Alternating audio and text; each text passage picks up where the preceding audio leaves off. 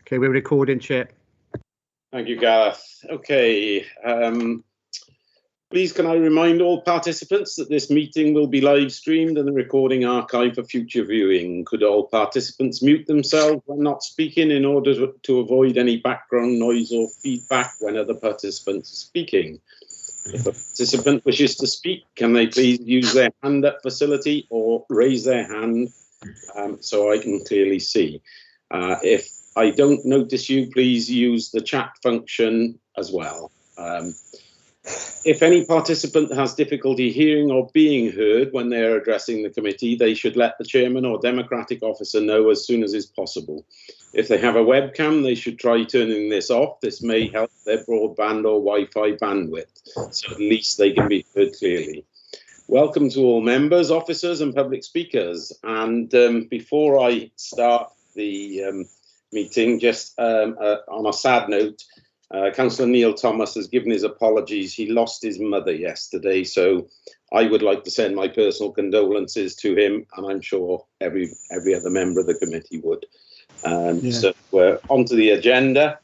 Apologies for absence. Obviously, we've had Neil Thomas's. Gareth, do we have any more? I believe Councillor Stuart Edwards.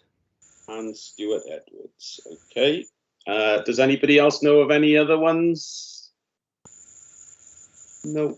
Okay. Good. Okay.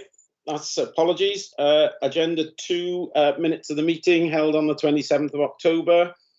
Are you happy that I move a note, Chair? Thank you very much. Sorry, Chair. Can I interject? Councillor Hampton raised the point that he was present for the last meeting, so we'll add him that he was there at meeting on the 27th of October. Yeah. So that again, are you all happy that that amendment is made and I sign that? So happy. Yeah. Happy. Good. Thank you.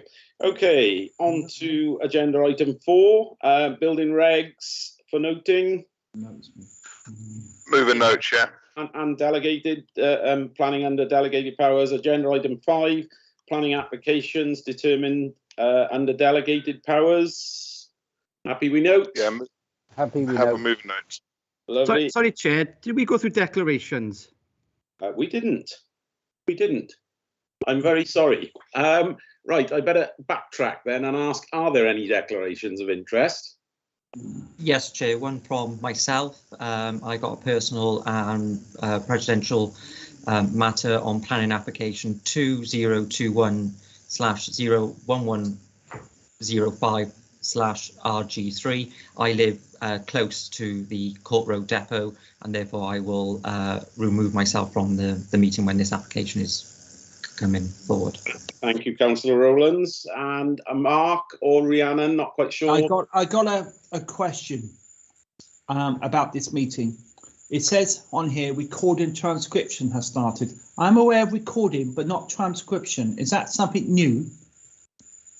Well, I'm guessing that they're recording a transcription of this. I don't think it's being actually physically transcripted, is it, Gareth? I don't believe it is, Chair. I mean, it may be a new update that we weren't made aware of because Microsoft are always pushing through updates and we're not always told up front. Obviously, the transcript, if it's there, I'll have to find out how we access it. But as I'm aware, it's brand new, and I'll have to check with IT. Okay, yeah. I mean, it doesn't make a lot of difference anyway. If it's been recorded, it's verbatim and it's word for word recording. So exactly. Whether it's transcripted or not, I wouldn't have thought it made a lot of difference. Yeah, we won't make it available for the public either because the recording is the record. That's right. The recording is the full record, isn't it? Okay, lovely. Thank you. Sorry. So no other declarations? No. Okay. That moves us on to appeals. Mostly for noting, but I believe Marcus is going to update us on the biomass situation. Thank you, Chair. Yes. Well, two things really to note. Obviously, you'll see that there are no appeals received in the period, and that's largely because we are in this transition from the PINS, which is the Planning Inspectorate which was for England and Wales, shifting across to PEDU, which is the new Planning and Environment Decisions body for Wales. And so I believe they haven't actually, if appeals have been received, they haven't yet notified. So just to explain why there is probably a naught figure there. But one thing to note, and members will be interested in, obviously, is that there has been an enforcement or an appeal lodged against the enforcement notice that was served in respect of biomass number 2. That appeal was confirmed, although the appeal was lodged some time ago. It's actually confirmed to us relatively recently by PEDW that it had been accepted and that a fee had been paid in respect of the appeal. There is no start date as yet, and we will be working through the various issues around that appeal over the next coming weeks. But just to notify that the appeal has been received. Lovely, thank you, Marcus. Okay, so that moves us on to 7, which is trees. Happy we note? Yeah, happy to note, Chair. Thank you very much. Okay, on to agenda 8. Now, I am moving the agenda around slightly and bringing the 2021-01086 poll first. So we will start with that one. Steve is going to introduce it. We do have some late reps on it as well, which I'm sure Steve will refer to. So if I hand over to Steve, all yours. Thank you, Chairman. Yes, we've had some late reps from the planning agent on behalf of the applicant, raising concern in relation to the accuracy of the report in terms of the way we've calculated floor space, and also an issue raised in respect of building heights. Just if I could just advise members, I have just very recently, within the last 5 minutes, circulated an up-to-dated plan and photograph PDF file. So unfortunately, there was an error in that the plans that were originally linked in for this application were the out-of-date superseded plans. So hopefully you're all now in receipt of that email, which was sent about 10 minutes ago. Nevertheless, the plans actually in the officer's report are the correct plans. So I just wanted to clarify that. So just sharing my screen. Don't know whether you can all see that screen. So the application site relates to T1, which is just about here, which is a detached extended dormer bungalow located off Cross Common Road in Dinas Powys. So the site itself is some 250 metres to the east of the settlement edge of Dinas. In terms of a bit of context, this is Cross Common Road and the junction with Long Meadow Drive. So the application site itself is relatively enclosed by trees, mature trees and hedgerows, and the property is accessed via a shared lane, which also serves the detached bungalow of Penny Bryn to the north. It's also important to note there's a public right-of-way which runs through the site. So the public right-of-way runs past the site and then links into the top of Sunnycroft Lane and then down again to connect to Long Meadow Drive. So in terms of the proposal itself, as the report clearly sets out, there's an existing bungalow on the site. Now that bungalow was actually relatively recently extended by way of a glazed extension on the front, this flat roof extension with a terrace at the back, in addition to gabling off one of the hip roofs and a pitch roof dormer. So the dwelling, as shown on the photos, is that which is currently stands at the moment. Obviously, in terms of the policies, we look at the original dwelling. So this is what the agents picked up on and said we've inaccurately represented how the dwelling has been extended in terms of floor space, but we're obviously looking at the original dwelling rather than the dwelling that exists. So the proposal itself is effectively to extend the existing bungalow, and much has been discussed about whether or not this is an extension or replacement dwelling, but it's an extension to the existing bungalow by taking if you look at the existing bungalow, taking the eaves up The red line is very useful. It shows the outline of the existing bungalow, taking the eaves up over the main part of the bungalow and building a full 2-storey extension above with a hip roof, chimney, etc. In addition, the scheme also proposes to build a 2-storey extension out the back. I just switched to some, again, in terms of the ridge heights, just to clarify, the report does make reference to, I think, 5.8 metres at eaves. In fact, it's more like 5.6, but it does vary. And in fact, the ridge height is actually slightly higher when measured again than that in the report. But nevertheless, it's a 2-storey dwelling. Just to show you how the scheme has evolved since it's come in. So these were the original plans that have now been superseded. The ridge has been reduced and the eaves have been reduced slightly. But in terms of the general massing and the approach, as you can see, what is proposed now is quite a significant, from our point of view, 2-storey extension, and particularly the views from the private drive and the views from the public right of way. You can see how visible the existing bungalow is, and that is really, in fairness, probably the main viewpoint. But as the report quite at some length sets out that at the moment the existing bungalow has very, very limited character. So by taking that wall plate up, putting a full 2-storey above, full hip roof, together with the 2-storey extension to the rear, it's going to create much bigger impact on the rural character of the area. So not only is it impacting on the scale of the original bungalow, but in terms of character of the area and what you'd expect to see when you're walking down the public right of way.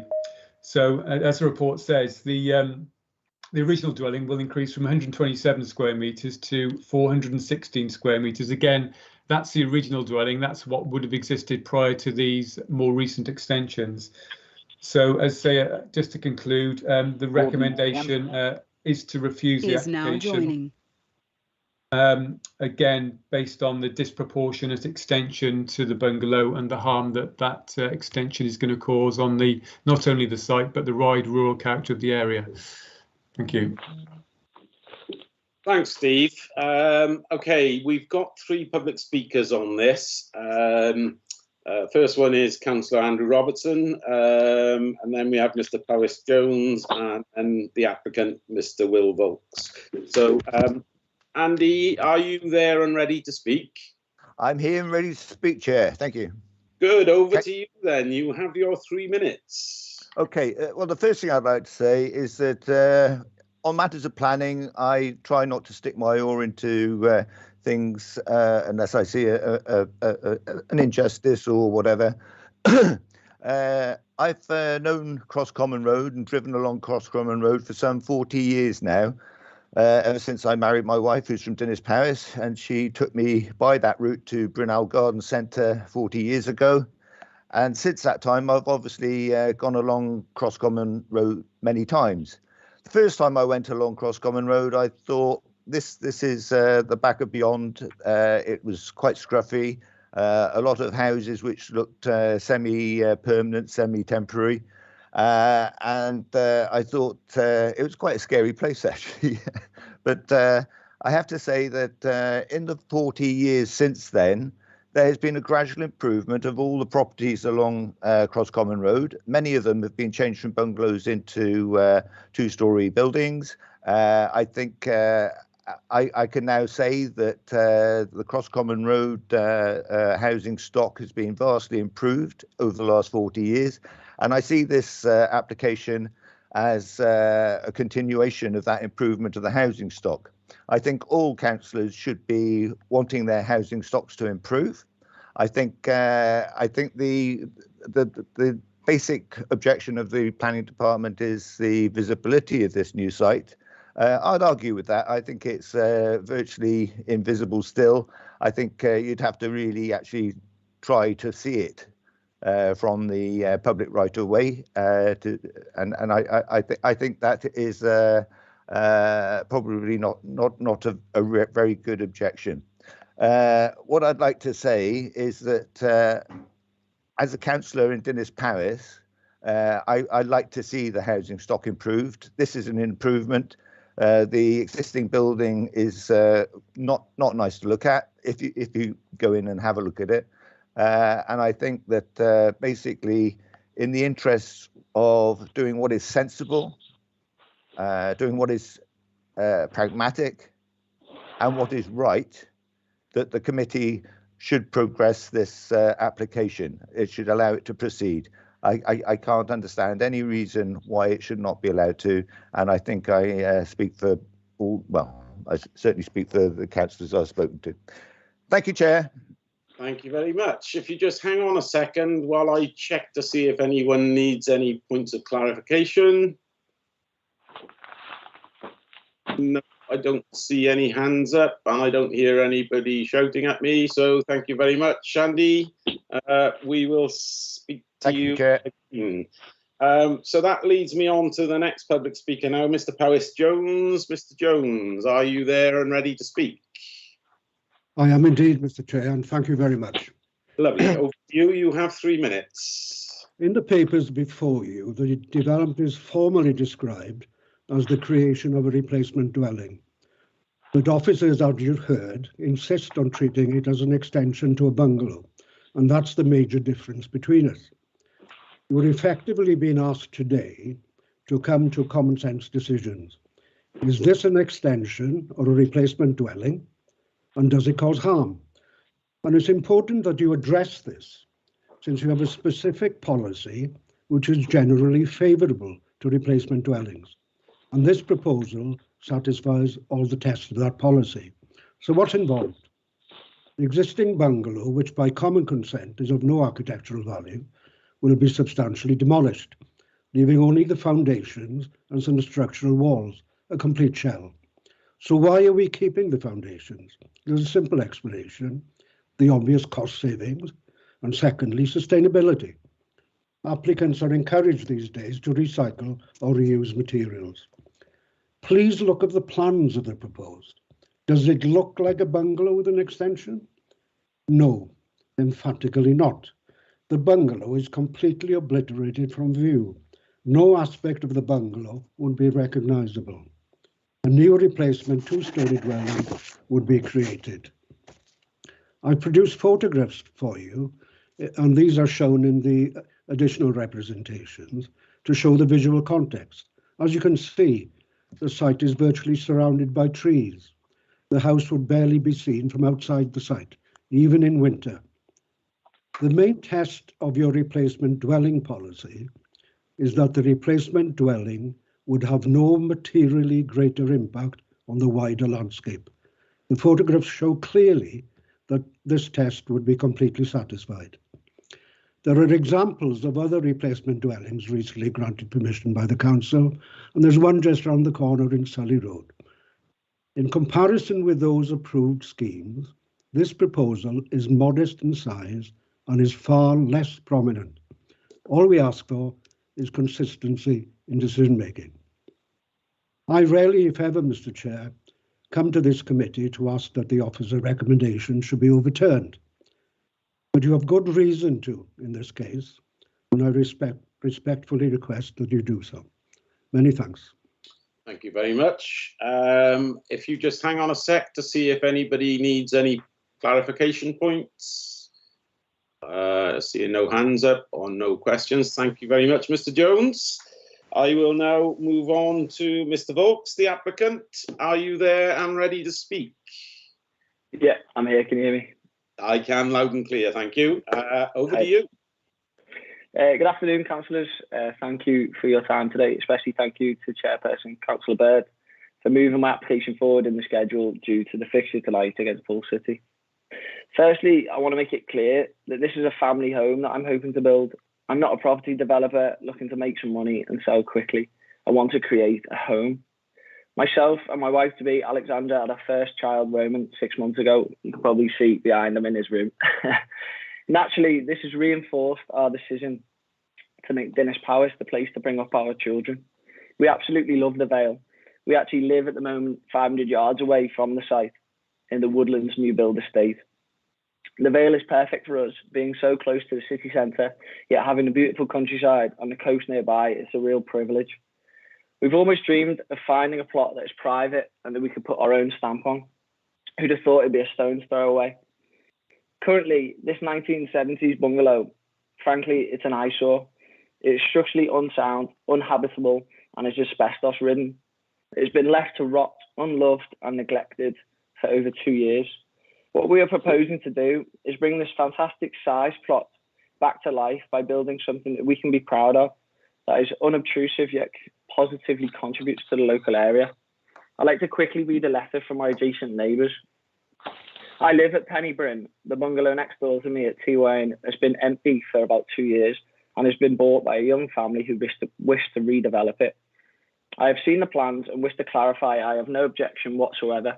Indeed, I fully support the application, which will breathe new life into a tired building. I cannot understand why the council officers seem intent on objecting to what, in my opinion, is a perfectly acceptable development. This is particularly so when they have granted permission locally to similar developments which are far more conspicuous to the public. And that's signed by Ron and Anne Richards, who I've spoken to throughout this process, and I've been very sensitive to them. I also have a petition signed by my 12 closest neighbours on Cross Common Road, which is a pretty long road, supporting this application. When officers first raised concerns regarding the plans, we did listen. We took on board their issues and addressed them by lowering the height of the proposed roof by a third and offered further planting on the site. These are the plans that you have now before you. This was again refused, which was very disappointing, but also inconsistent with what we've seen elsewhere, most notably Claygate House on Sully Road, which I drive past nearly every day.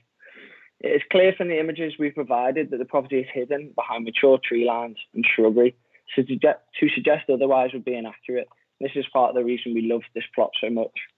Although discreet, the proposed home will be attractive and in keeping with the neighbouring property, Penny Bryn, which also has white render, stone features and identical roof. I hope I've helped today to allay any concerns, and I'm hopeful for a positive outcome that will allow myself, Alex and baby Roman to start an exciting new chapter together. And thank you for your time. Thank you very much, Mr. Volks. If you just hang on a sec.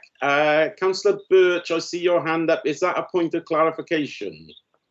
It's a point of clarification in terms of I'm going to not vote on this because I'm a Cardiff City season ticket holder and I feel I'll be conflicted. So I will not vote on this. Thank you. Right, Mark. Thank you for letting us know on that one.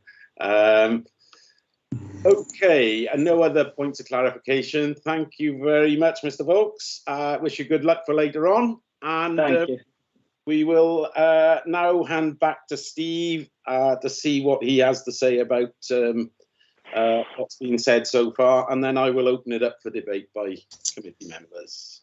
Yeah, thanks very much. Obviously, I suspect when we open it up to debate, it'll be pretty much the same issues. So just to come back on Councillor Robertson's comments in relation to Cross Common Road, obviously the main theme that is arising is the fact that there are bigger houses that we've approved elsewhere, particularly references made to Claygate House in Sully Road. So again, you know, the report does go, if I can just try and share a few images to help illustrate the issue. The house that's referenced in Sully Road, Claygate House, this is from the planning agent. Now, this is the house that is currently under construction in Sully Road. Now, that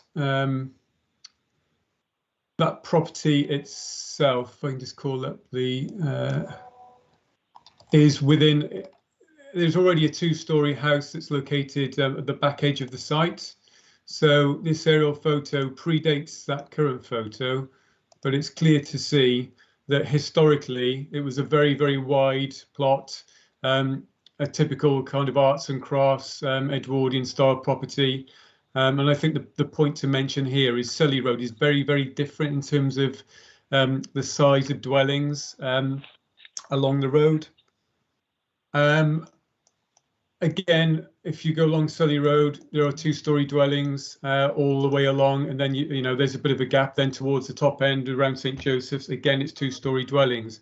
So we cross Common Road, you know, it's a much more intimate location. It's a much narrower road, and I think even looking at it, the majority of the dwellings are generally dormer bungalows, and I think there's about 3 two-story dwellings. So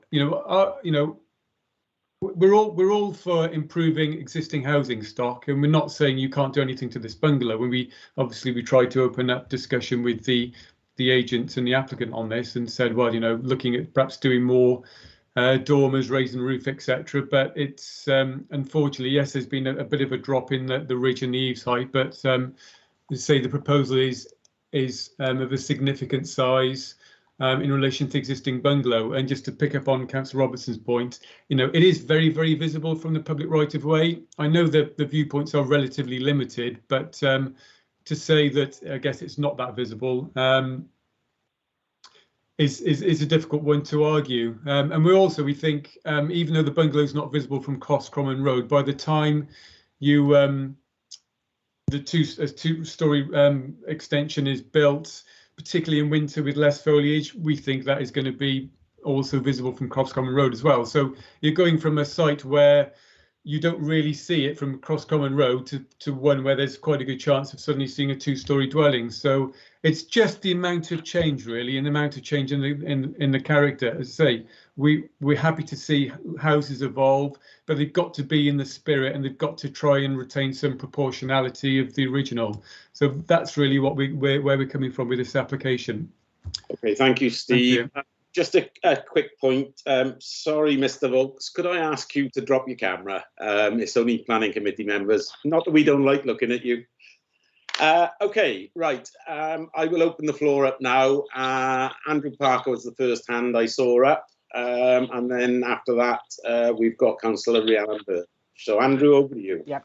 Fine. Thank you, Chair. I'm mindful of the planning application that came through before COVID on Groesfane Road at Peterton Super Ely, where we had a similar bungalow and arguably maybe in better condition because it was being occupied if this bungalow is not occupied.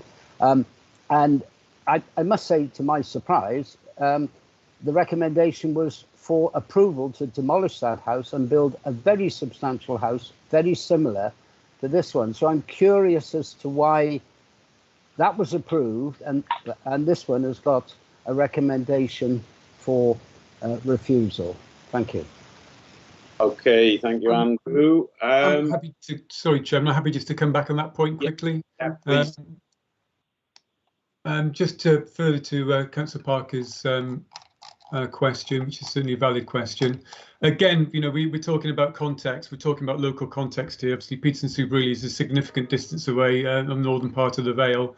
But in terms of the issues, yes, it was an existing bungalow and has been redeveloped as a replacement dwelling, unlike this application, which is for an extension, to you know, obviously a much bigger dwelling. Again, if one were to read this report clearly sets out and establishes the character of the area, where that area is dominated by very large detached dwellings.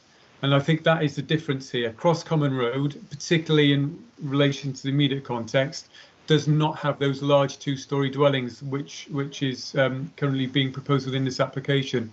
So whilst the policy start point may be the same, it is all about the context and the change in character in the area. So to say that report again, that was reported to members to planning committee, and say we felt that the character of the area was such that what was going to be replaced would be representative of the dwellings in the area and therefore not out of character. Thank you, Steve. I've got Councillor Vince Driscoll. Vince.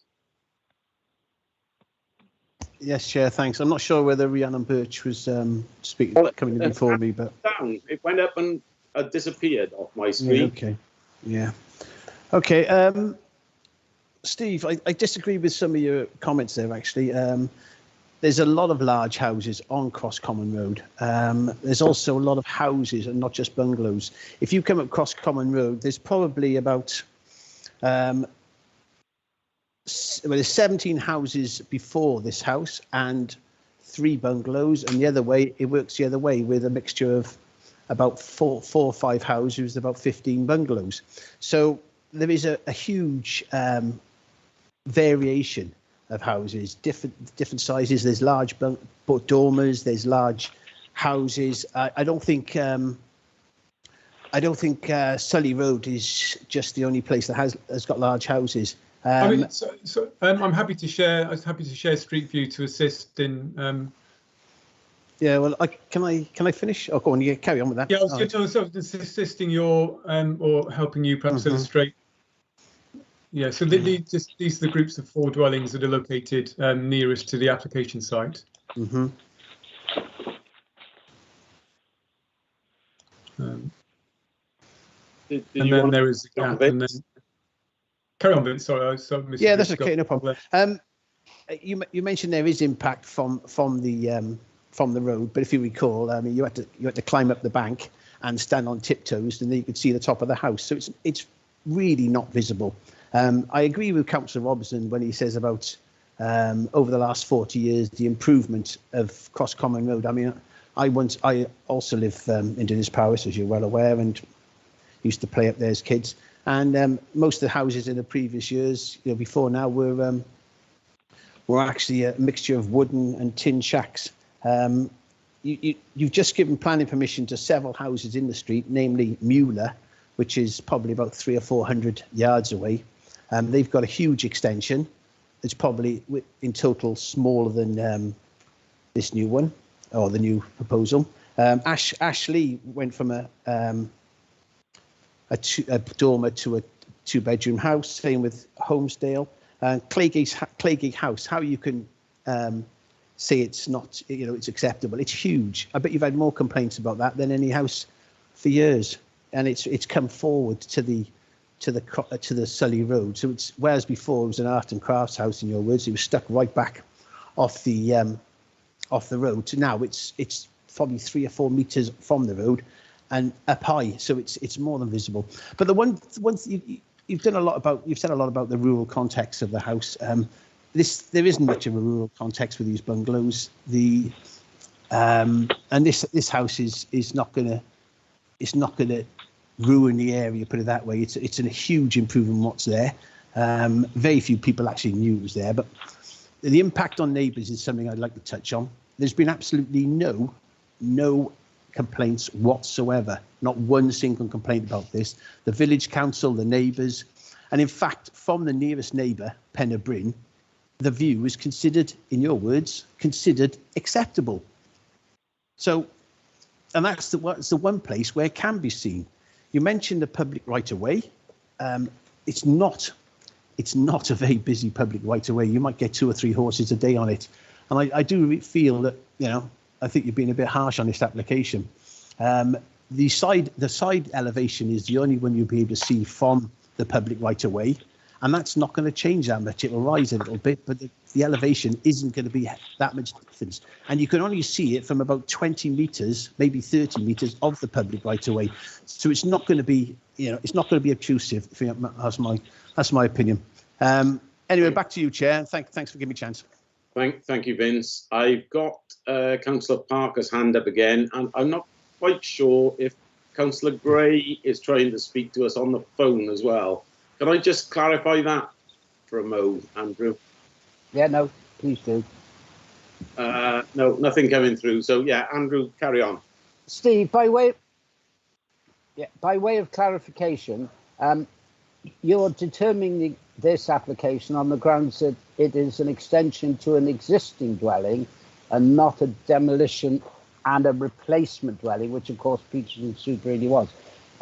Because substantial demolition of existing dwelling and the creation of a replacement dwelling, it's difficult to understand the logic behind that. Well, you either demolish and build a new house, or there is a significant question of VAT, which obviously we all understand anyhow. I would agree with that, Councillor Parker. I mean, I think this description was changed halfway through the application. See, it's difficult for us to change. This is the description that the applicant wanted it described. It's clear from the floor plans that the dwelling is not being demolished. No. Albeit there are bits being retained, but the issue is, the existing dwelling bungalow is being subsumed by the the scale of the extensions. Sorry, just to sort of jump about a bit, just to pick up on the previous comments made in relation to the minor change when viewed from the public right of way. I mean, we can see the existing bungalow, which is visible. This is the side elevation. There's a marked change from the existing bungalow to what is now being proposed. I mean, I really don't think anyone could say that's a minor change. It is significant. Okay. Just to say that the conflict I've clearly got is if it was for a new house, I probably would support it. But I fully understand planning policy, and therefore, because of the way it's presented, it is very difficult to come to any other conclusion than just on the new house issue. I don't think it's an issue of if it were to be a replacement dwelling, it would be acceptable. I mean, if you look at the policies, the supporting text, paragraph 7.67 of MD12 states, in respect of replacement dwellings, that it should not be disproportionate in size to the dwelling it replaces. So the policies are doing the same thing, whether it's a replacement dwelling or whether it's an extension. So you're not going to get a lot, you're not going to get a lot more. No. It obviously doesn't look at proportionality in relation to the original as much because the original is going, but it's all about the impacts on the site and the impacts on the wider context. So, we actually said to the applicant and the agent, well, why don't you put it in as replacement dwelling? Because there's a bit more latitude in the policy, but they did not want to. They did not want to change the description. So on that basis, we've had to consider it as it's submitted, which is for extensions and alterations. Okay, thank you, Steve. I think Vicky wants to come in and have a little word, and then I've got Councillor Julie Aviat after Vicky. Thank you, Chair. Yeah, I did just want to clarify that point because it really is a bit of a nuance of the policy. So this is policy MD12 of the local development plan, which does separate out when you're looking at dwellings in the countryside, the difference between a replacement dwelling and an extension to the dwelling. But the key impact, the key point that we should be considering and focusing on here is what the material impact of the development is at the end of the day. Whether that's a replacement dwelling or an extension to the dwelling, it's what the finished product and house will look like that we really are concerned with here. And as the officer's report has clearly set out, the impact of the much larger dwelling, the two-storey dwelling, compared to the existing bungalow is materially different in terms of its impact on the landscape, and in a context where it is countryside and surrounded by other bungalow properties of similar height and scale to the existing property that's there, this level of extension and increase in the size of the dwelling will have a material impact on the appearance of the dwelling that's proposed, whether that's a replacement, whether it's an extension, the impact would remain the same. So, it's not just about the nuance of the policy, it's about the finished product, and it's that members need to consider.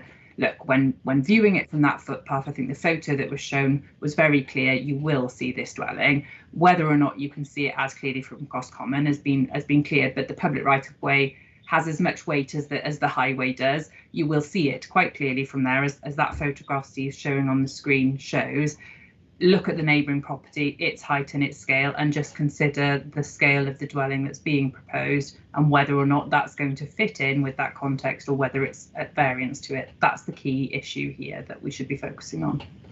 Lovely, thank you, Vicky. I've got Councillor Aviat now.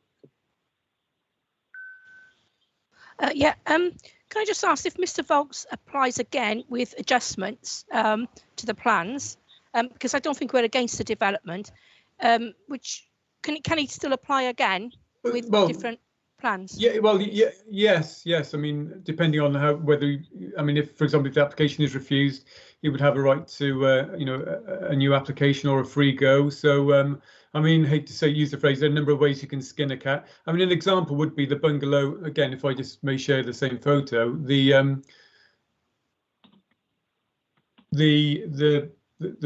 bungalow to the left, itself was, has been remodeled with, I think, a gable at the back and the roof raised. So, we're not saying no to anything.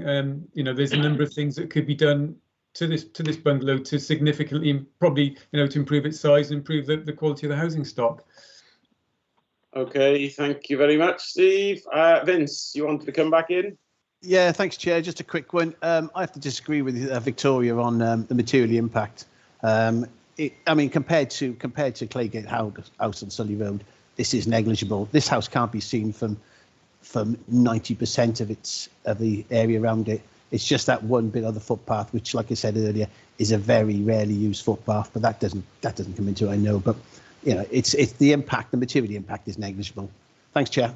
Okay, thank you, Vince. Anybody else? No, I'm happy to move officer's recommendation. I don't know if anybody is happy to second me.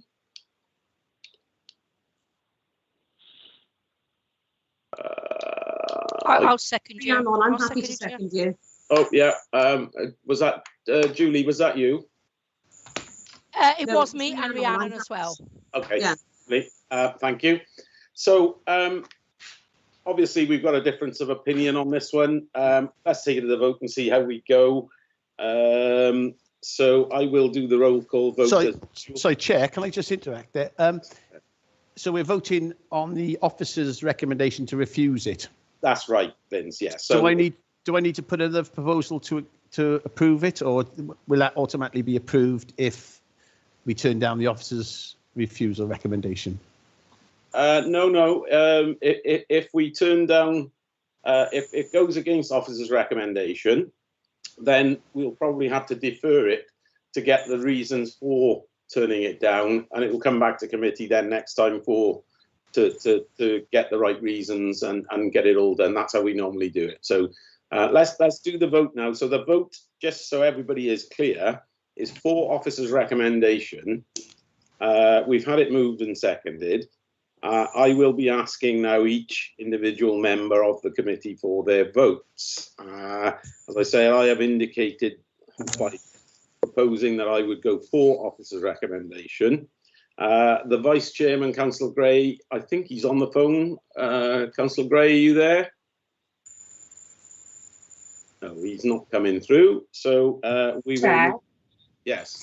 Sorry to interrupt you. Can I just ask that all members confirm when they say their vote, can they just confirm that they have heard all of the debate before they make their vote? I think the signal is a bit in and out today, so if members can do that, that would be grateful. Thank you. Yeah, sure. So next one on the line is Councillor Aviat. Councillor Aviat, can you confirm that you've heard all the vote, all the debate, and can you tell me for or against? Yes, I've heard all of the debate and I am for officer's recommendation. Thank you very much. The next one on my list is Councillor Birch. Could you again... I've heard all the debate. I'm in favour of officer's recommendations. Thank you. Councillor Cave. Hello, Chair. Yes, I can confirm that I'm hearing you loud and clear in Landau, and that I've heard all of the debate, and I am actually against officer's recommendations. Thank you very much. Councillor Pam Drake. I've heard all the debate and I'm for officer's recommendations. Thank you very much. Councillor Vince Driscoll. Yeah, I've heard all the debate, Chair, and I'm against officer's recommendation. Thank you very much. Councillor Edwards has given his apologies. Councillor Hodges, Nick Hodges. Yeah, I've heard it all. I'm for the officer's recommendation. Thank you. Councillor Johnson, Ian Johnson. Yes, I'd like to confirm that I've heard all the debate and I'm for the officer's recommendations. Thank you very much. Councillor Gordon Kemp. I've heard the debate and I'm against officer's recommendation. Very much. Councillor Andrew Parker.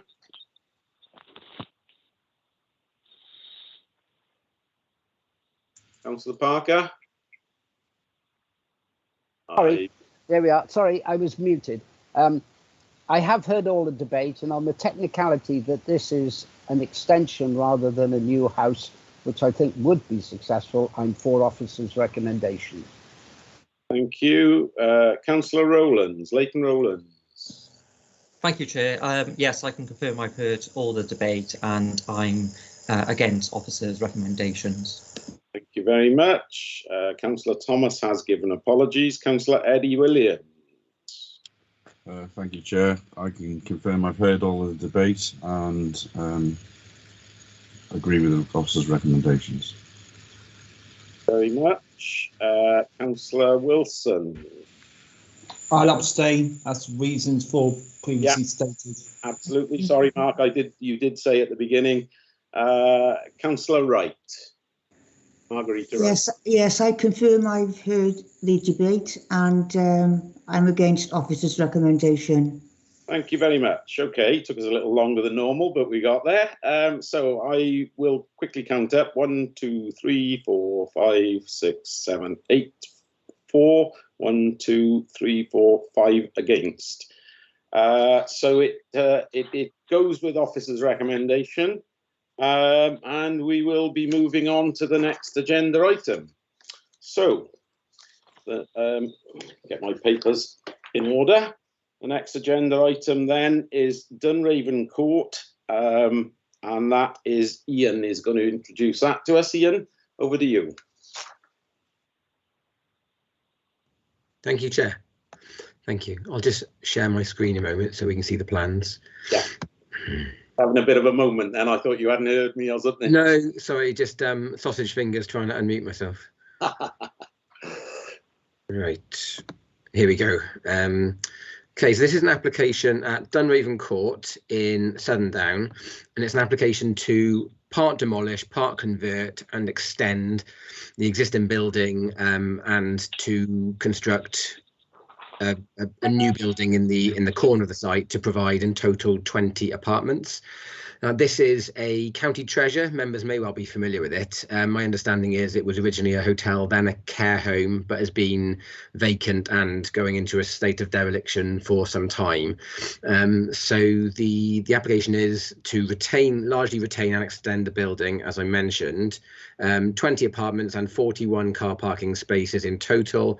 Each of the apartments would have their own amenity space, and there will be a shared area as well. These are the elevation plans, which show the principal building largely intact, and then a small sort of subservient extension leading it to a more contemporary extension at the western part of the site, which you can see in the middle elevation here, the one that's called northerly elevation. So it's a contrast, if you like, between the more traditional form of the primary building and the kind of secondary and more contemporary form of the extension. A couple of relevant points to note for members. We over the last number of years, last 10 years at least probably, since I've been working here, we've had a number of inquiries about this site, pre-application inquiries and things like that, most of them involving demolishing the building. So in our view, it's a really positive thing that we've got a scheme coming forward that seeks to retain what is a really focal and important building in Southerndown with what we consider to be a complementary extension to go with it. The scheme has been amended over time. If I pull back to the site plan here, previously it was a much larger extension which kind of more enveloped the main building when viewed from the coast. That's been pared back now, so quite sort of critically it doesn't extend beyond the main building, so it doesn't really interfere with views of the main building as much from the coast. Because it's largely a retention, and given the inherent costs that retaining and refurbishing these old buildings brings, there is unfortunately limited viability in the scheme, which means that some of the Section 106 contributions we would normally seek aren't viable here. To try and account for that to some degree, we've got a reduced period for implementation of the consent, which is 2 years, and then there would be a clause in the agreement that if it wasn't completed within 2 years after that, then that would trigger a review of the viability situation, in order that if that has improved in that period of time, there may be scope for getting contributions then.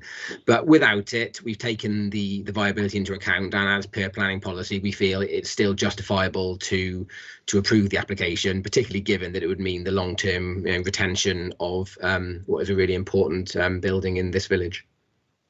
Thank you, Ian. We do have a public speaker on this, and it's Mr. Robert Chichester. Robert, are you there? Hi, good afternoon, Chair. Afternoon. You know the drill. 3 minutes. Thank you very much. Good afternoon, ladies and gentlemen. My name is Rob Chichester. I'm a director at C2J, a chartered architectural and town planning practice. I'm here today to represent my clients, Prop Dev Limited, regarding the application presented before this committee. Since the original submission, the scheme has evolved through the proactive negotiations with the council's professional officers. The amended plans now presented before you reflect all the agreed variations to the proposed development. As highlighted within the comprehensive committee report, there has been no objection offered from the statutory or internal consultees.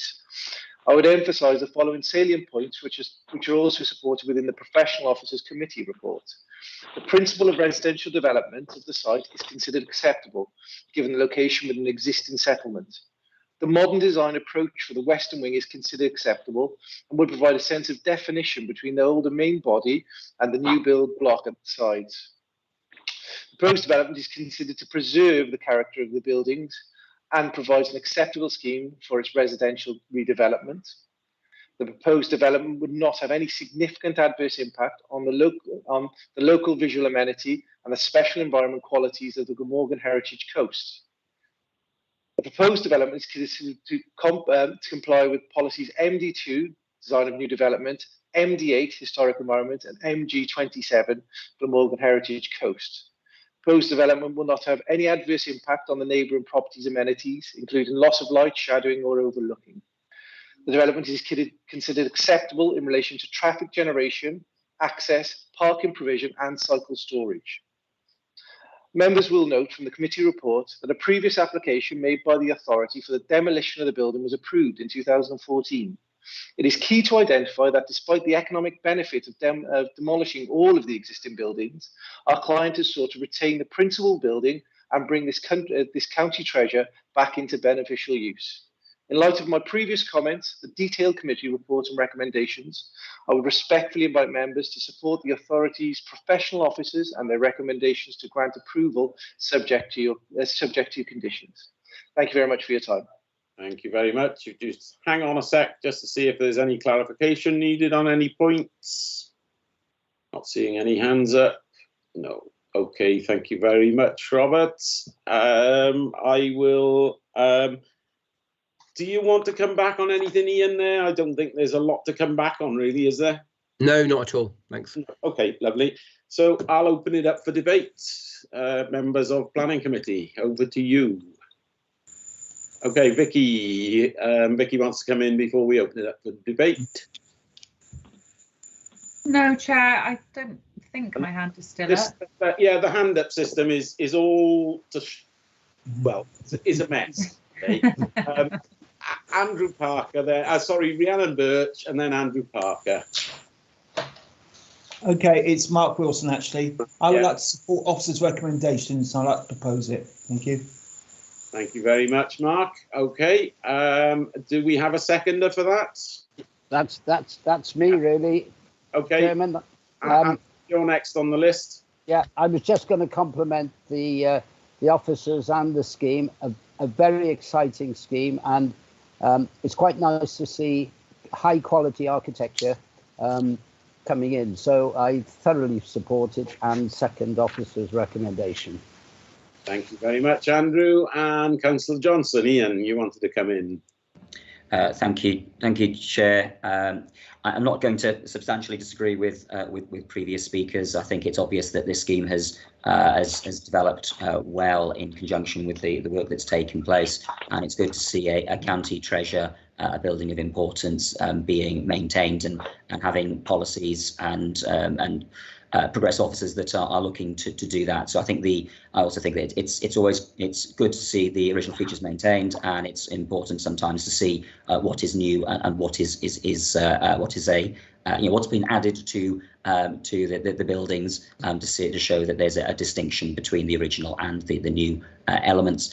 So there's a couple of quick queries and points. One of the issues that's raised a lot in the Welsh news recently is the purchase of properties as second homes.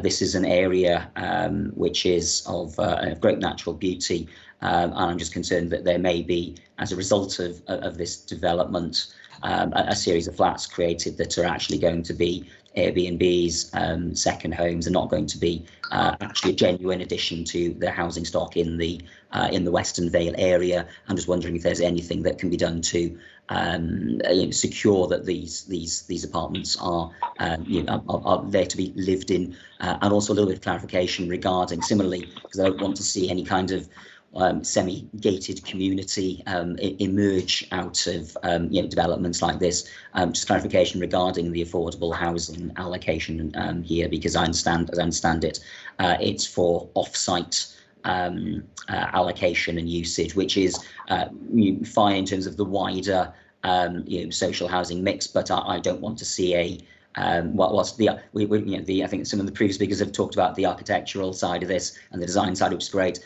I'm also interested in the social side of it as well, and having a community of very, very nice apartments in a very, very nice place is great, but then there are other people who need to live in the area as well. So I'd just like some quick reassurances regarding that, if possible, Chair. Thank you, Ian. I'm sure Ian will have some answers, although I don't think he's going to be able to reassure you too much on second homes, but we'll see. Ian. Thanks. Thank you, Chair.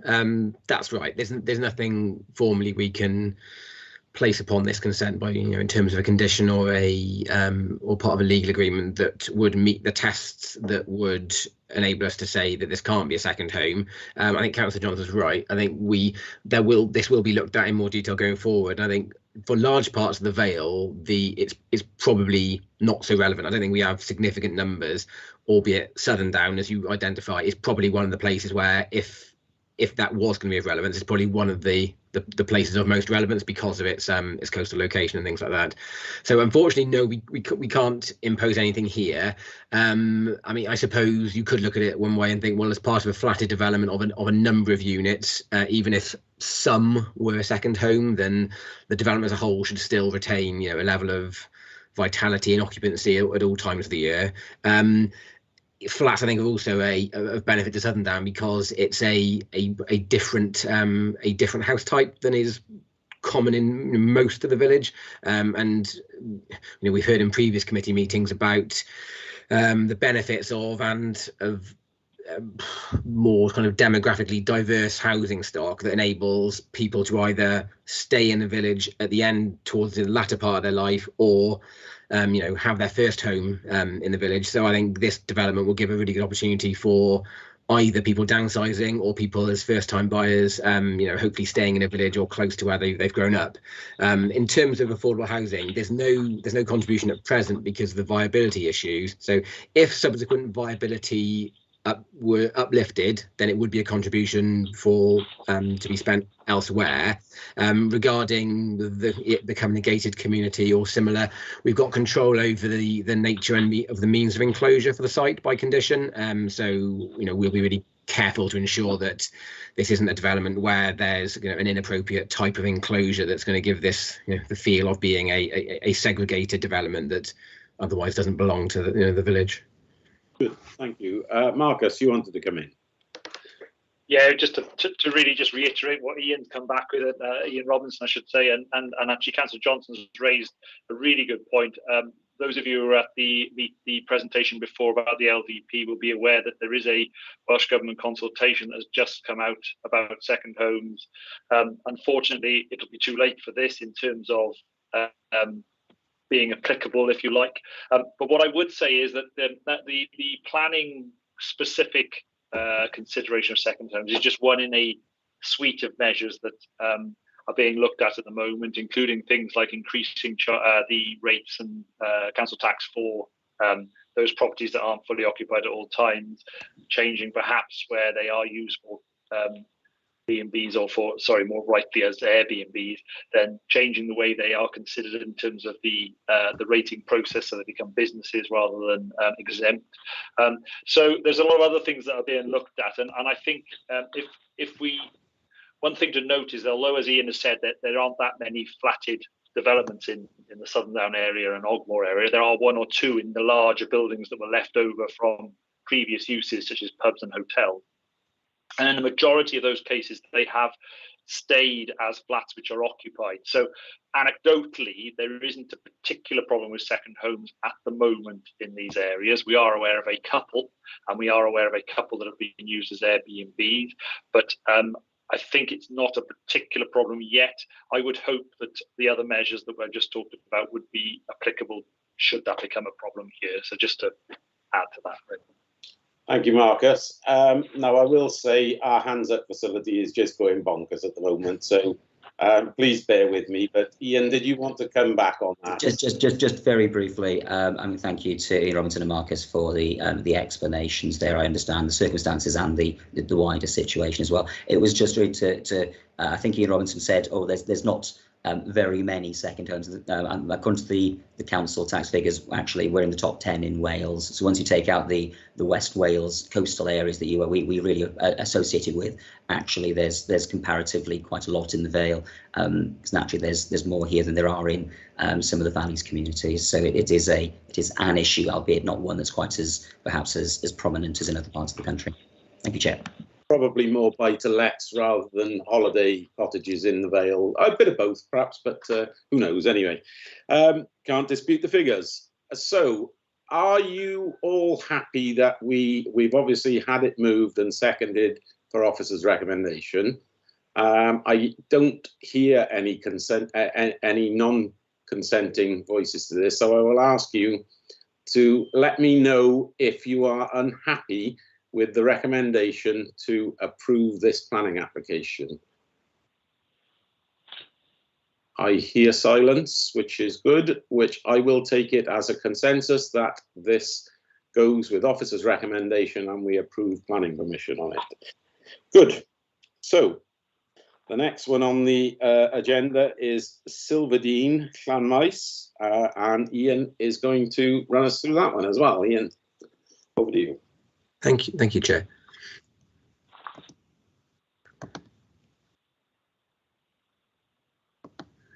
Okay, members, this is an application for a change of use of a parcel of land to the rear of a property known as Silverdene in Llanmaes to garden. So, as history, planning permission has been granted previously for the use of this rectangle here outlined in red to garden within the last year or so. Following the grant of permission, this application is now made to further extend the consented area to include this area here. So measurements, if they're of interest, the approved garden extension was 25 metres wide by about 5 metres deep. Sorry.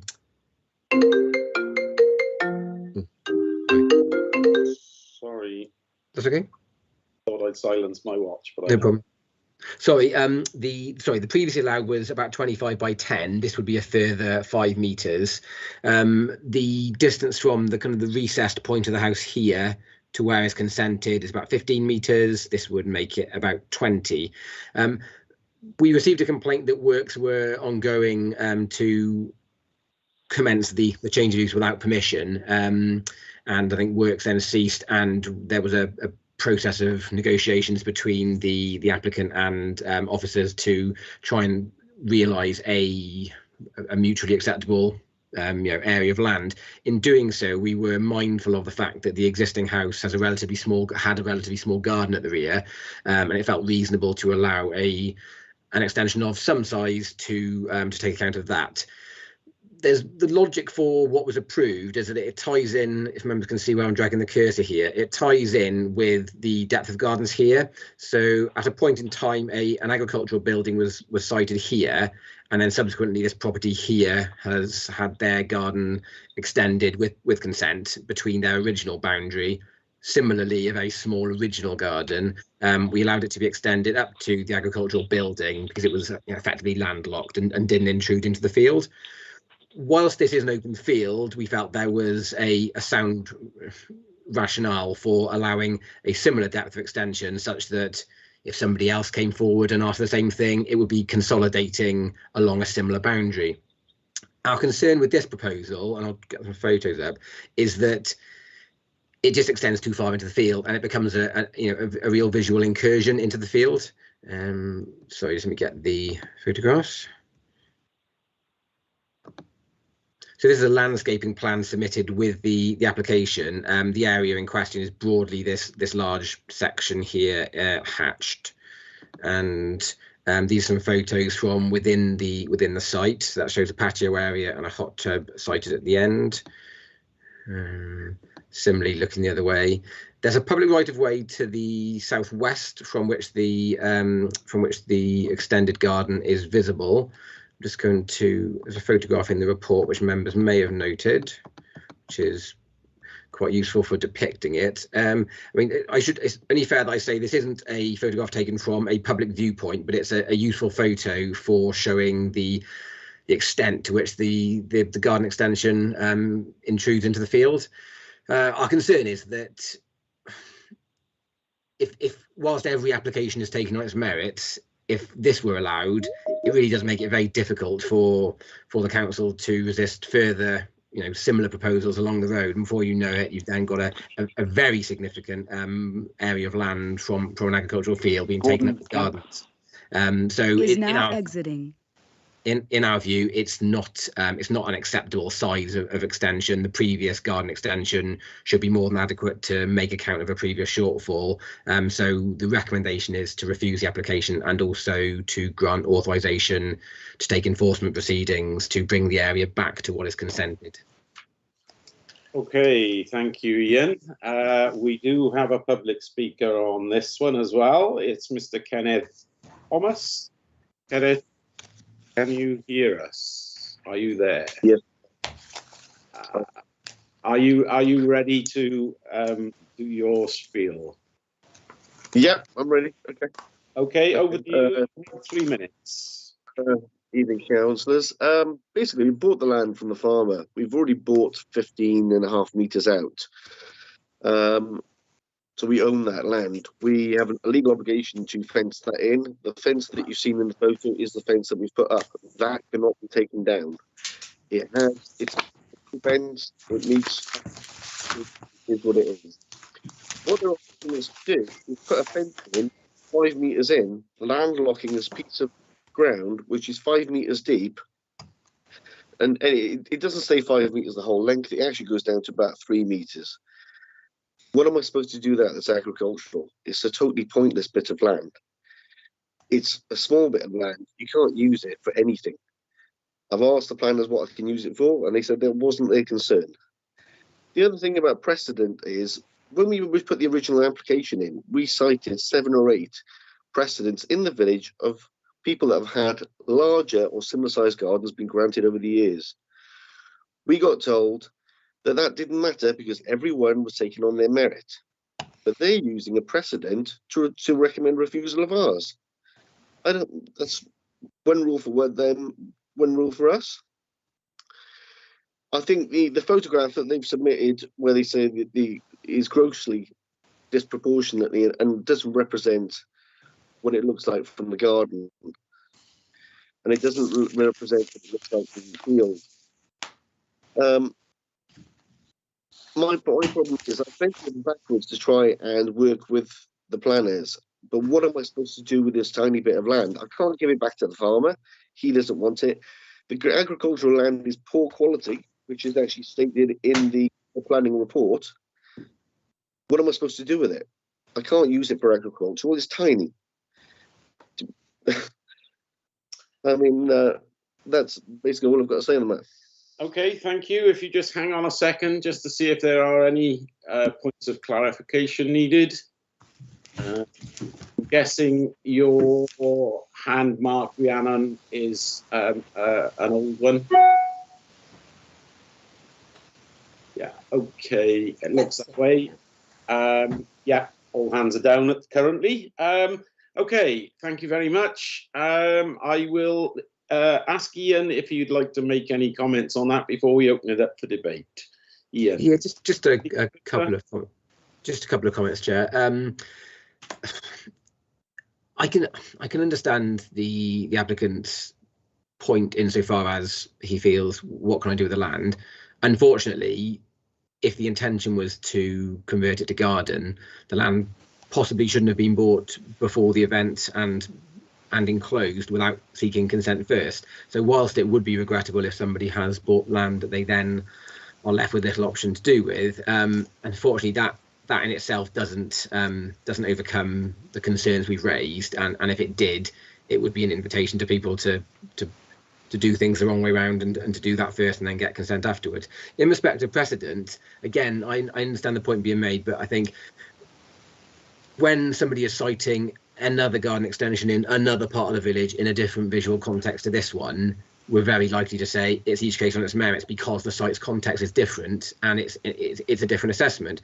When something is immediately next door, it is harder to say this is fundamentally going to be of different merit. If you had a street of identical houses and you approved an extension on the front of one, and then the identical house next door asked for the same thing, that's very different to a house in the next village asking for an extension in a very different street scene. And I think that's where there's a distinction to be drawn between precedent and each case on its merits.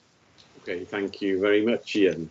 Right, now then, looks like our hands up might be working okay. I've got Councillor Johnson, Ian Johnson first, Councillor Parker, and then Councillor William.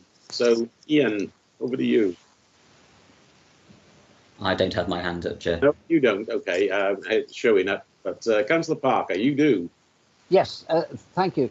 Ian, I mean, I'm looking at the photograph. The fencing, I assume, has that been erected at the moment on that piece of land that's requesting permission?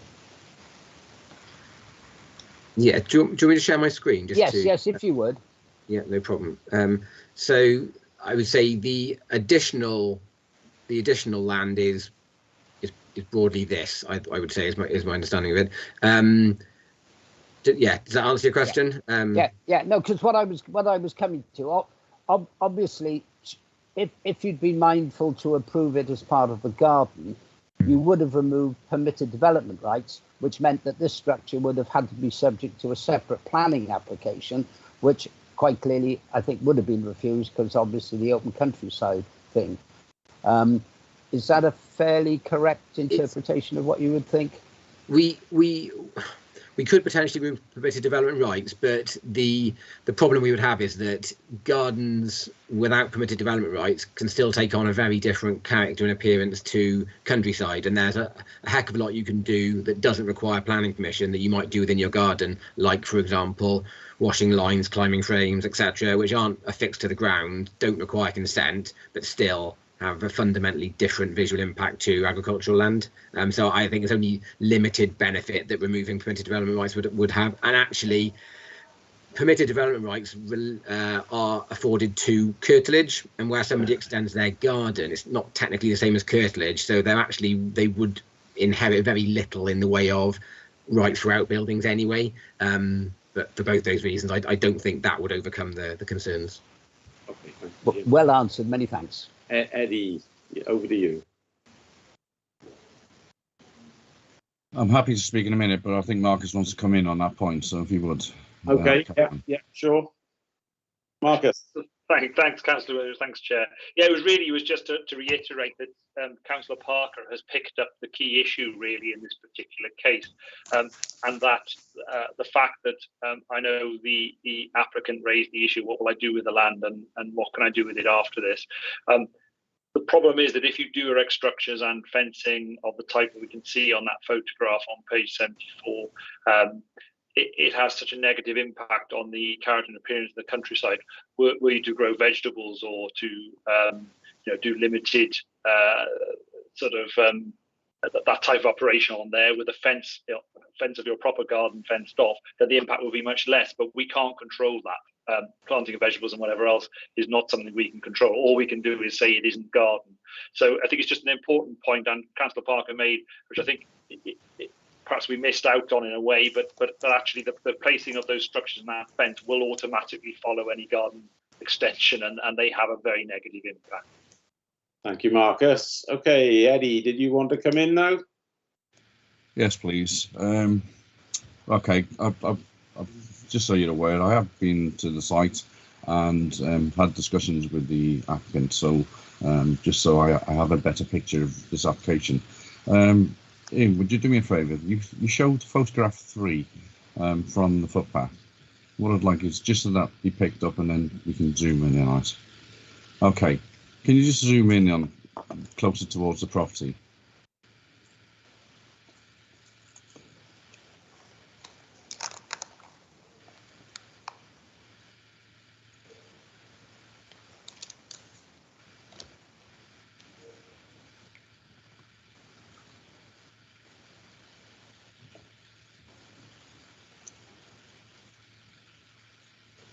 Okay. What I was hoping to get from this was to show that the fencing that's there. Oops, we've got a picture. Oh, sorry. There we go. Yeah. The fencing that's there is the house. The back of the property of the applicant is the blue property, and the fencing behind, which is fenced around the land that they've purchased, is for me different to that fencing that is along the agricultural farm. The photograph that's shown in the report indicates that the fencing is, you know, it's offensive, and my first reaction to that was I wouldn't agree to that either. But if you put this in the context of the rest of the fencing around that area that's been purchased, then it is in keeping with the site. So I just wanted to raise that to members. I'm happy if you take the screen off now. Thank you. So going through the report itself, the principal issues is the visual amenity, the fact it's agricultural. But within the report, it talks on page 66. You look at the plan, and the plan in red, and you look at the plan, you go, oh, that's a fair size. But if you look at the dimensions of that red piece, then it's an unfair representation, because 15 metres and 5 metres, well, that should be a third. So at the moment, if you look at that, you'll also note that the fence that I've just shown you on that other photograph is the fence that's around the whole of that rectangle, not the piece that's in red. The piece that's in red, which is under concern, if you look on page 65, is the area that we're asking the applicant now to fence. Now, that doesn't affect the fence that we can already see that's already been put in place. So I do take a view that maybe that's over and above, accepting that it was agreed on the previous application. If you go back down the report again, the landscaping plan, just to give an indication of what the applicant is talking about. If you look at the top left hand of the plan and the patio, you'll see the second tree on the left hand side. The fence that's going to be there will be just at the top of that tree, down to up along across the top of the plan towards the second tree on the right. It actually narrows, so we're adding an extra fence, and that's the additional fence that will need to be put in place. We then go down land. So you'll also see that from the applicant, he's going to put some bushes and things like that, and you know, this is what we want to happen. You just don't want it to be bare as is indicated on the current photographs.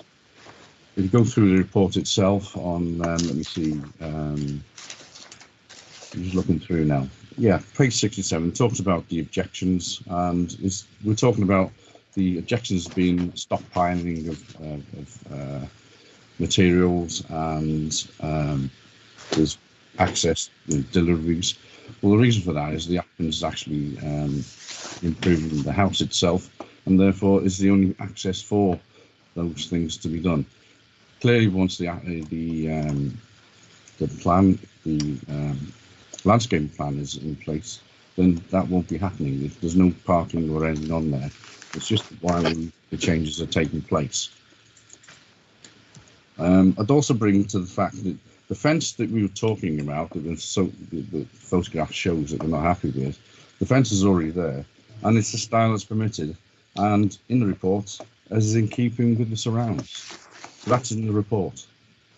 We'll also put down that the change of use from agricultural to the garden, in the report, page 71, it says is acceptable. So I just want to make it clear that I understand from the photograph, and I said to the applicant, I had the same view. I would have refused it on that basis. However, when you take the rest of the report and the views from the field itself of the fence, then I think it needs to be a bit more accommodating in favour of the applicants. So I'm mindful to accept,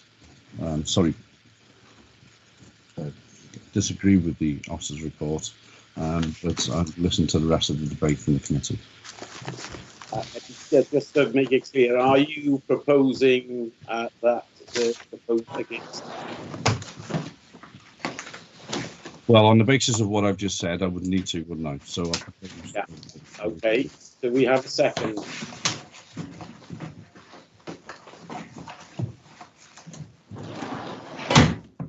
Oh, yes, Ian Robinson. You want to come in while we're waiting for a seconder? I'm not offering to second it. You can't anyway.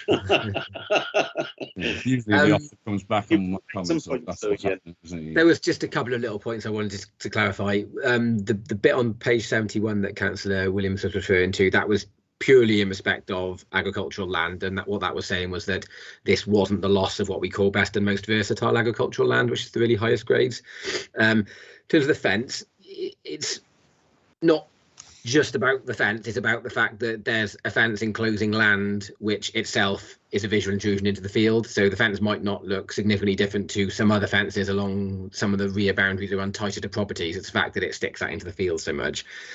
5 metres, you might argue, isn't a significant amount, but actually I think what was agreed previously was a pretty generous amount. And 5 metres more, 5 metres more, 5 metres more, where does it stop? You know, it can't always be just about the size of it. It's about the size in addition to what's been approved before. The landscaping plan, it shows a relatively, I won't say bare garden, but a very sort of clean garden, just lawn and a patio, nothing else. And the inference there might be that, well, actually, there's very little going on in that garden that you're going to see intruding into the field. But in reality, rear gardens, as I said before, they take on a different character, and there's lots of things you can do there which wouldn't be shown on that landscaping plan, and we couldn't secure, shouldn't be there. I think that was about it. I just wanted to come back on those few things. Okay, thank you, Ian. Now then, hands up. I see. Andrew, is yours an old one or is it a new one? No, it's a new one. It's to move officer's recommendation, but I would just seek a little bit of clarification really to help the applicant. Certainly he could plant native trees on that boundary without any problem, and he could have retained it as grassland to match his grassed area, and nobody would take enforcement action against that. I don't know, as you could be doing this in committee, Andrew. No, okay. I don't think it's right, but I will take your recommendation. Fine, thank you. And I will second that. So obviously we're going to have to do a roll call vote on this because we have a difference of opinion. So I will start, as my name is on the front, and for officer's recommendation, I am voting that way. Councillor Gray's not with us. Councillor Aviat, are you voting for or against the recommendation? For the officer's recommendation. Thank you, Julie. Councillor Birch. For officer's recommendation. Thank you very much. Councillor Cave. Yes, for officer's recommendations. Thank you very much. Councillor Drake. For officer's recommendation. Thank you very much. Councillor Driscoll. For officer's recommendation. Thank you very much. No Stewart, he's away. Councillor Hodges. For officer's recommendation. Thank you. Councillor Johnson. For officer's recommendation. Thank you. Councillor Kemp. For officer's recommendation. Thank you. Councillor Parker. Sorry, got to unmute. For officer's recommendation. Thank you. Councillor Rowlands. For officers' recommendations. Thank you. Councillor Thomas is absent.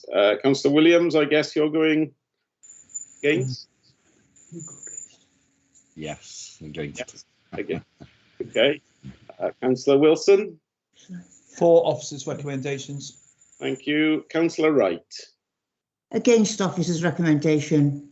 Thank you very much. Okay, that clearly goes with officer's recommendation. 2 votes against and quite a lot for.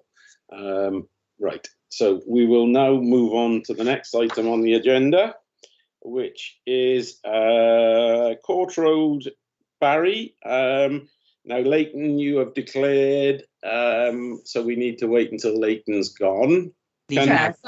Sorry, I just want to say, did you want to swap them so that you can leave at the end? Does that make it easier? Sorry, we should have discussed earlier. Leighton, have you gone yet? No, haven't gone yet. Go on then, we'll swap them round. I was thinking I think we've got a public speaker as well, haven't we, on the other one? So yeah, we have. So Leighton, if you hang on a minute, we will jump to Rectory Road, and Ian is going to run us through Rectory Road, and we'll come back then to Court Road, so Leighton doesn't have to jump in and out. Over to you, Ian.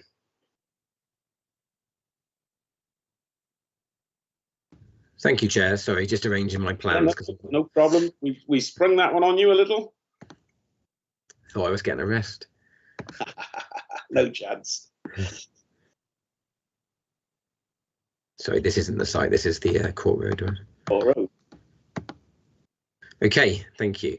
So this is an application for a change of use of this property that lies at the corner of Rectory Road and Charlotte Place, from a dwelling house to a house of multiple occupation for up to 6 people.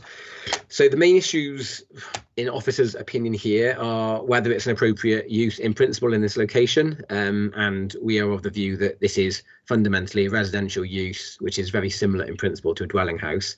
It may represent a slight intensification of the use of the dwelling, but not, in our view, fundamentally different to a dwelling house, probably likely to produce similar parking demand compared to the existing. It's noted that the property isn't served by off-street parking, and that would continue to be the case, but I don't believe there's a significantly different parking demand that would be attributable to the new use.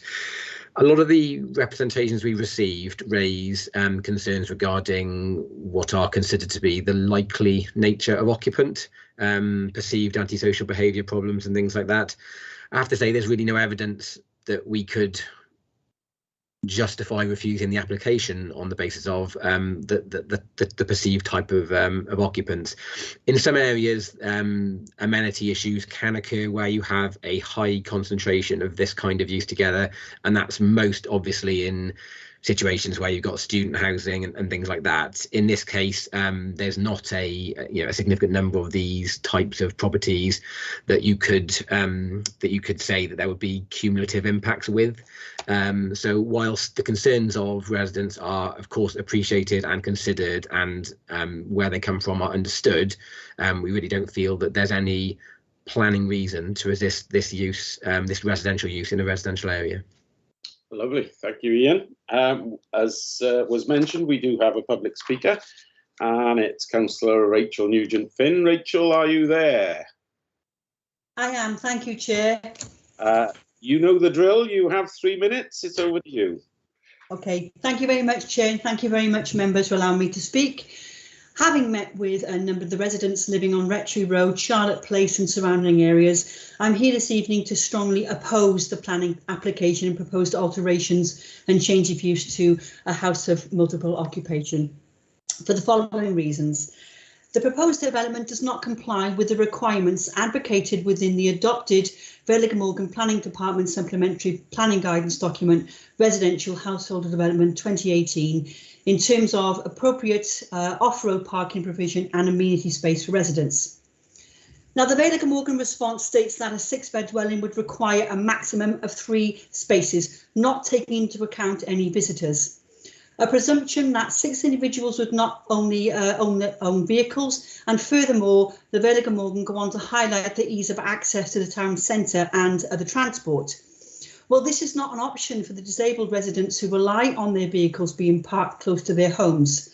So my point being, any and all additional vehicles parked on this heavily congested area will no doubt impact on the residents, particularly when we should be considering the needs of the existing residents. Residents have raised concerns around the occupancy of the proposed application, including, as Ian said, noise levels, privacy and antisocial behaviours, and have submitted a petition with 103 signatures. Now, having emailed planning to gain facts on the type of tenancies and housing options, I understand that this particular landlord will not be signing up to the Vale Assisted Tenancy Scheme, as this would go some way to mitigate the residents' concerns, as the Vale Glamorgan Council aims to ensure that all residents in the Vale have access and information to the most suitable housing options available to them. Now, the Housing Solutions team have built up some excellent relationships with private rented landlords over the years, And as I say, this approach would have gone some way to gain a win-win outcome, as the residents of Charlotte Place and Rectory Road could have worked with the Villa Glamorgan, prospective tenants and possibly the landlord. As a HMO landlord, you have extra responsibilities put in place to limit the risk of fire within the property. Tenant turnover in HMOs tend to be higher compared with single occupancy lets, which means there's going to be a very dedicated need for management in this particular area. Now, members, I fully understand and I support the need for HMOs, and every individual and every family and everyone has a right to a home. But the appropriateness, makeup and location are essential elements. This blend is essential to sustaining and supporting our existing families and communities here in the Vale of Glamorgan. Thank you very much, members. Thank you very much. If you'd just like to hang on to see if there are any points that need clarifying. Don't see anybody coming forward. No. Okay, thank you very much, Rachel. Thank you, Chair. Ian, did you want to come back on any of those points, or shall I open it up for debate? Oh, just briefly, Chair. Yeah, in terms of the amenity space and parking, the deficit in parking relative to the maximum standards is no different to the deficit in parking relative to the maximum for the existing use. Whilst it, as I said before, there may be a slight intensification of use. Given the type of accommodation, the nature of accommodation, I think it's a reasonable conclusion to come to that car ownership levels are not likely to be the same as they would be for 6 private one-bed flats, for example. So I think it's a balanced view we're taking, that we don't feel there's going to be a significant change in parking demand. In terms of the location, I think it's a really good location because it's right near the town centre, where occupants don't need to have a car and live within walking distance of all the day-to-day services that you need to rely on. I think Councillor Nugent-Finn raises a really relevant point about assisted tenancy scheme, and I'd agree that if the applicant had signed up to it, that may have been seen as a real benefit. Unfortunately, an absence of signing up to the scheme doesn't in itself mean the development is unacceptable, and doesn't mean it's going to be poorly managed. I take the point that it might have allayed the concerns of some members of the public if they had, and I think that's a conversation that officers can have with applicants on HMOs going forward, again, just to make sure that that's exhausted and done wherever possible. I just don't feel that it's something that we could refuse the application because of the absence of. Okay. Thanks, Chair. Thank you, Ian. Okay, who wants to have a little debate or word on this one then? Anybody? No hands. Oh yes, Andrew Parker. Well, I was just going to move officer's recommendation, Chairman. Okay, thank you, Andrew. I will second that. Anybody want to talk on it before we vote on it? No. Okay, right. Do I need my sheet of paper? Do we have some differences of opinion? So we've had it moved for officer's recommendation. Is anybody going to vote against that? Do I need my piece of paper? I'll be voting against, Chair. Okay, so I need my piece of paper. Right. Okay, I will start then. And top of the list again, I am voting for. Councillor Julie Aviat. I'll be voting for. Thank you. Councillor Birch. For. Thank you. Councillor Cave. Against. Thank you. Councillor Drake. For. Thank you. Councillor Driscoll. Against. Thank you. Councillor Hodges. For. Thank you. Councillor Johnson. For officer's recommendation. Thank you. Councillor Kemp. Against. Thank you. Councillor Parker. For officer's recommendation. Thank you. Councillor Rowlands, you have told me, but I'll ask you again. Against, Chair, yeah. Thank you. Councillor Eddie Williams. For officer's recommendation. Thank you. Councillor Wilson. For. Thank you. And Councillor Wright, Margarita. Against. Thank you very much. Okay. 1, 2, 3, 4, 5, 6, 7, 8, 9, 4. 2, 3, 4, 5 against. Thank you. Bless you, whoever that was. And it goes with officer's recommendation, 9 to 5. So we will say thank you, Leighton, for your attendance, and goodbye. Thank you, bye. We're going to move on to now Court Road Depot, and Vicky is going to run us through the application. Thank you, Chair. Hopefully you can see my screen with the plans. I'm sharing it. Yes. Great. Okay, so I'm sure members are already familiar, a lot of you will be, with the Court Road Depot, which is obviously a council-owned site, which is currently in use for offices and vehicles and what have you, for the Court Road Depot for visible services largely. The site's shown edged red here, so it's in a bit of a mixed area, largely residential surroundings. So we've got Barry Road along the front here. I think I can't see the name of the street next door, but obviously you've got residential dwellings along the side there. You've got Jenner Park Athletic Stadium, football ground next door, and allotment gardens to the rear. Members will also be aware and note from the report that the council's temporary homeless accommodation has been erected close by, and we have a separate planning application for that. This application before us is for a pupil referral unit to be built on the existing site, so demolition of the existing buildings. The site layout you can see in front of you, so we've got the school building here, utilising the existing in-out arrangement in terms of the vehicular access, parking provided for staff here, obviously, and then the building to be sited roughly in the centre of the site here, with recreational facilities at the back. Buildings shown on the floor, the elevation plans here. You can see there's a 2-storey building, relatively simple design, in keeping with buildings that are around it in terms of its height. And if I just show you the photographs for those of you that aren't familiar with the site frontage will change because these high walls are going to come down, so that the site will be a bit more open. But as I said, the vehicular access is largely the same, but with separate pedestrian access into the site.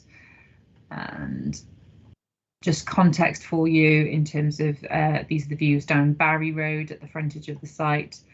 These are the existing sort of porter cabin style units that are already on the site at present, and some of the backs of residential properties nearby. I stopped sharing my screen there. In terms of objections and comments from statutory consultees, the Highway Authority have confirmed they're satisfied with the proposals and have recommended a traffic regulation order for the highway in the vicinity, which is proposed to be secured by condition. You'll note that there was only one representation received from the local community from representatives raising a query about the party wall as opposed to an objection. So as you can see from the report, there are many reasons why delivery of an asset like this is important. It's one of the council's priorities in terms of 21st century school provision and meeting our educational needs. You will note from the report that the site was allocated for housing in the local development plan, and that has been addressed in the report in terms of the wider provision of housing in Barry, which has come forward throughout the plan period, not least in terms of some large windfall developments that committee will have seen pass through your books over the years. And that matter has been addressed in terms of weighing up the balance of the need for a site for this pupil referral unit, this being an extremely sustainable and convenient location for the pupils and staff using the facility, and that weighed against the housing allocation has obviously been set out in the report and addressed to be considered to be acceptable. So officer's recommendation is for deemed consent to be granted. Thank you. Okay, no public speakers. Excuse me. Would anybody like to debate this? Or Ian, you would? Thank you, Chair. I'll try and be brief. The Court Road and Jenner Park stadium area is one that touches on a number of different wards within the Barry area, including the Court Ward, Gibbons Down, and to the west, the Devon Ward as well as my own Buttrell's Ward. It's a obviously a council site which, as Vicky Robinson has said, was alluded to, was originally included in the LDP as a housing site. I think it's an interesting discussion point that that on this occasion we have a comparison and a weighting of balance of improvements within the LDP, and that on this occasion the decision has been made that housing is less relevant than other community-based developments. I know that this has been through the Learning and Culture Scrutiny Committee from an education side. As a local member, I had a briefing on this with the local members back in the, I think, in the spring of this year, might have been autumn last year. The fact that there have been no particular complaints or concerns raised, I think, is a good thing. It's beneficial for the pupils, who many of whom would have come from Barry and had to be taken out of the area for their education, so good for them to be in the centre of town. I think the removal of the current high red brick wall and the replacement with a tree line or with something better will be an improvement in terms of the street scene on Barry Road. The fact that the school is set back from the pavement and from the street is therefore also a positive. One thing I would like to raise, though, myself and Councillor Aviott, and I'm sure others have had issues raised with them with regards to the limited parking in and around the area, both north and south of Jenner Park. And I know aware that there are parking spaces involved in this development. I'm wondering whether those spaces will also be available outside of school use to alleviate the parking in the local area. Thank you, Chair. Thank you, Ian. I don't know if Vicky, you'll be able to answer that one on the parking. You are. Brilliant. Yeah, that's fine. It has been raised in discussions. Clearly, it's not something that I think we could secure through the Planning Commission, because we have to consider the impacts of the development itself in terms of its needs, and it's actually a reduction in terms of overall vehicle movements and parking requirements compared to the existing use of the site itself. So in terms of its use and its operation, we're satisfied with the levels of parking being provided. However, speaking to education colleagues about that very issue, they have said that they will look into that matter and do whatever they can to sort of provide wider community benefits in terms of out of hours parking facilities potentially being available. So it is with them. Obviously, it is a council scheme, so it's within the power of the council, not necessarily this committee, but to look at that issue and provide for that wider community benefit. But I don't think it's material to the planning merits of this application to consider that in any detail or impose conditions along those lines, because it wouldn't relate to the development itself. Okay, lovely. Thank you. So I've got Councillor Eddie Williams and I've got Councillor Julie Aviott wanting to speak. So Eddie, you were first. Yeah, it's, I was just going to move officers' recommendations, but happy for Councillor Aviott to speak here. Thank you very much. Councillor Julie Aviott. Yes, I know it's not for this committee, but I would like to echo Councillor Johnston's concerns about the parking. Thank you. Okay, lovely. Well, it sounds like we're on the game. And we're doing all we can to process that. I am happy to second the recommendation, second officer's recommendation. Is anybody not in agreement with going with officer's recommendation? I don't see any hands up. No, all clear. So I will take it from that this has gone unanimously for officer's recommendation. That brings us to agenda item 9, which I don't have, and brings us to the end of the agenda. I do thank you all. I thank all our officers and thank all our attendees, whether they be councillors or general public or professionals. See you all next time. Cheers. Good night, Chairman. Thank you.